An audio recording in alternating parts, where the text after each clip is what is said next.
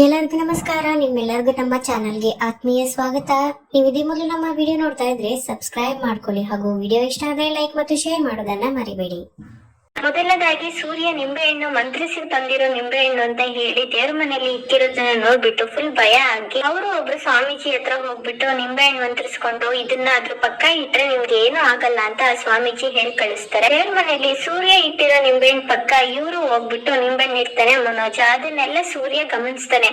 ಲೋಪೆಂಗ್ಯ, ಇವತ್ತು ನಿನ್ನ ಸತ್ಯ ಬಾಯಿ ಕಕ್ಕಿಸ್ತೀನಿ ನೋಡ್ ನಿನ್ನಿಂದನೆ ಅಂತ ಅನ್ಕೊಂತಾ ಇರ್ತಾನೆ. ಈ ಕಡೆ ಮನೋಜ್ ಮಲ್ಗೆ ಅಂತ ಹೋದಾಗ ತಿರ್ಗಾ ಮುರ್ಗ ಕನ್ನಡಿ ಹತ್ರ ಬಂದ್ಬಿಟ್ಟು ತನ್ನ ಬಾಯಿ ಎಲ್ಲ ನೋಡ್ಕೊಂತಾ ಇರ್ತಾನೆ. ಎಲ್ಲಿ ಚೊಟ್ಕಾಗಿದೆಯೋ ಅಂತ ಫುಲ್ ಭಯದಿಂದ ನೋಡ್ಕೊಂತಾ ಇರ್ತಾನೆ.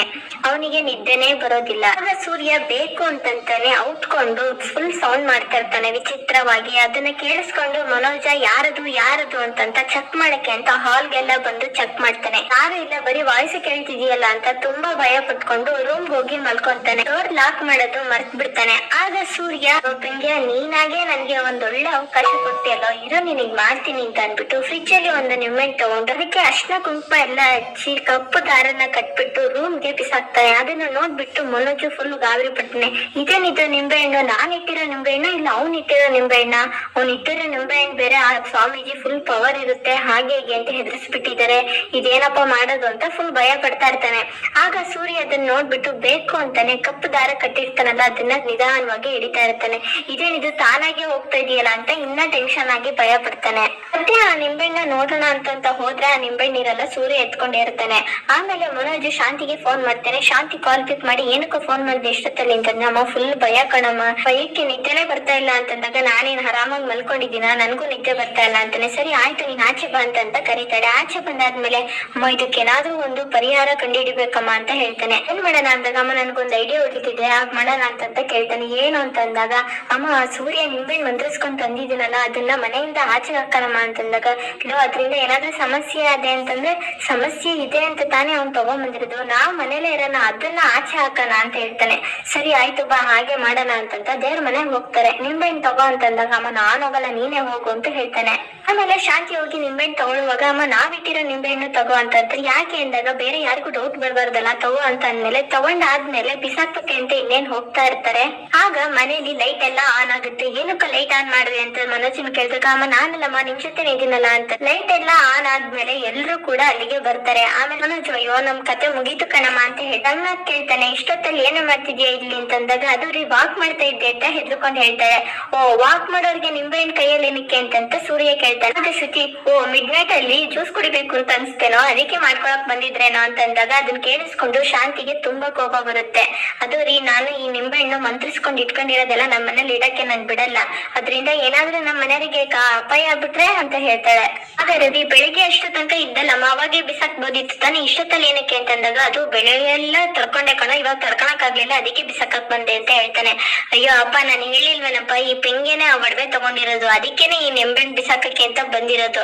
ನಾನು ಹೇಳ್ಬೇಕು ಅಂದ್ರೆ ಯಾವ ಮಂತ್ರವಾದಿ ಹತ್ರ ಹೋಗ್ಬಿಟ್ಟು ನಿಂಬೆಹಣ್ಣ ಮಂತ್ರಿಸ್ಕೊಂಡ್ ಬಂದಿಲ್ಲ, ನಾನೇ ತಂದಿಟ್ಟಿದ್ದು ಅಂತ ಅಂದಾಗ ಶಾಂತಿ ಅದನ್ನ ನಿಂಬೆಹಣ್ಣ ಬಿಸಾಕ್ತಾಳೆ.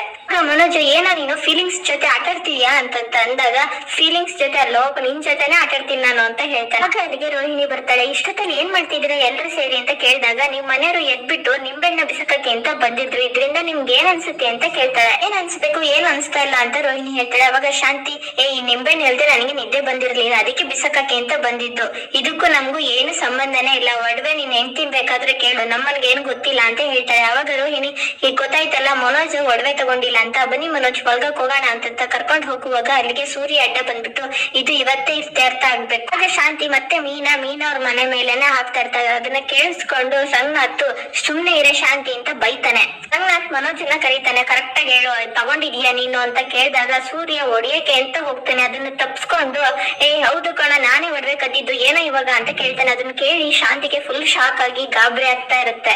ಏನೋ ಹೇಳ್ತಿದ್ಯಾ ಸರಿಯಾಗಿ ಹೇಳು ಅಂತ ರಂಗನಾಥ್ ಕೇಳಿದಾಗ, ಅದೇ ಅಪ್ಪ ಒಂದು ದೊಡ್ಡ ಸಮಸ್ಯೆ ಆಗಿತ್ತು, ನಿಮಗೆ ಗೊತ್ತಲ್ವಾ, ಡೀಲರ್ಗೆ ದುಡ್ಡು ಕೊಡ್ಬೇಕಾಗಿತ್ತು, ದುಡ್ಡಿರ್ಲಿಲ್ಲ, ಅದನ್ನ ಅಮ್ಮನ ಹತ್ರ ಹೇಳ್ಕೊಂಡೆ ಈಗ ಸಮಸ್ಯೆ ಆಗಿದೆ ಅಂತ, ಅದಕ್ಕೆ ಅಮ್ಮನೇ ಮೀನ ನಡುವೆ ಕೊಟ್ಟಿದ್ರು, ಅದಕ್ಕೆ ಮಾರಬೇಕಾಯ್ತು ಅಂತ ಹೇಳ್ತಾನೆ. ಇದಕ್ಕೂ ನನಗೂ ಏನು ಸಮಸ್ಯೆ ಇಲ್ಲ ಅಂತ ಮನೋಜ್ ಶಾಂತಿ ಮೇಲೆನೆ ಹಾಕ್ಬಿಡ್ತಾನೆ. ಆಗ ಮನೆಯವ್ರ ಎಲ್ಲರಿಗೂ ವಿಷಯ ತಿಳಿದು ಫುಲ್ ಶಾಕ್ ಅಲ್ಲಿ ಇರ್ತಾರೆ. ಅದಕ್ಕೆ ಸೂರ್ಯ, ಅಪ್ಪ ನಾನು ಹೇಳಿಲ್ವನಪ್ಪ, ಈ ಮನೇಲಿ ಏನಾದ್ರೂ ಸಮಸ್ಯೆ ಆದ್ರೆ ಅದಕ್ಕೆ ಮನೋಜೇ ಕಾರಣ ಆಗಿರ್ತಾನೆ, ಈ ಪೆಂಗೆ ನನ್ ಮಗನೇ ಕಾರಣ ಆಗಿರ್ತಾನೆ, ಈ ಸಕ್ಕರೆ ಅವನಿಗೆ ಸಪೋರ್ಟ್ ಮಾಡಿ ಮಾಡಿದ್ರೆ ದೊಡ್ಡ ಮಿಸ್ಟೇಕ್ ಅಂತ ಹೇಳ್ತಾನೆ. ರಂಗನಾಥ್ ಆಗ ಶಾಂತಿ ಏನೇ ಹೇಳ್ತಿದ್ದೆ ನೀನು ಸರಿಯಾಗಿ ಹೇಳೆ ನೀನು ಅಂತ ಕೇಳ್ತಾನೆ. ಅದು ಅಂತ ಶಾಂತಿ ಹೇಳಕ್ ಬಂದಾಗ ಮೀನಾ ಅತ್ತೆ ನೀವೇ ತಪ್ಪು ಮಾಡಿದ್ರುನು ಅದನ್ನ ನಮ್ ಮೇಲೆ ನಮ್ ಮನೆಯವ್ರ ಮೇಲೆನೆ ಹಾಕ್ತಿರಲ್ಲ, ಇದೇನ್ ಸರಿ ಅಂತ ತೊಂದ್ರೆ ನಿಮ್ಗೆ ಏನ್ ಕೊಟ್ಟಿದೀವಿ ನಾವು, ಯಾರೇ ಏನೇ ತಪ್ಪು ಮಾಡಿದ್ರು ಅದನ್ನ ನಮ್ ಮೇಲೆನೆ ತೋರಿಸ್ತಿರಲ್ಲ, ನಮ್ ಮನೆಯವ್ರು ನಿಮ್ಗೆ ಏನಂತ ತೊಂದ್ರೆ ಕೊಟ್ಟಿದ್ದಾರೆ ಅಂತ ಕೇಳ್ತಾಳೆ. ತಪ್ಪು ನೀವೇ ಮಾಡಿದ್ರು ಒಡವೆ ನೀವೇ ಕೊಟ್ಟಿದ್ರು ಅದನ್ನ ನಮ್ಮ ಮೇಲೆ ಹಾಕಿದ್ರಲ್ಲ, ಇದು ನನ್ಗೊಂದ್ ಚೂರು ಇಷ್ಟ ಆಗ್ಲಿಲ್ಲ ಅಂತ ಹೇಳ್ತಾಳೆ. ಅದನ್ನ ಕೇಳಿಸ್ಕೊಂಡು ರಂಗನಾಥ್ಗೆ ತುಂಬಾ ಬೇಜಾರಾಗಿ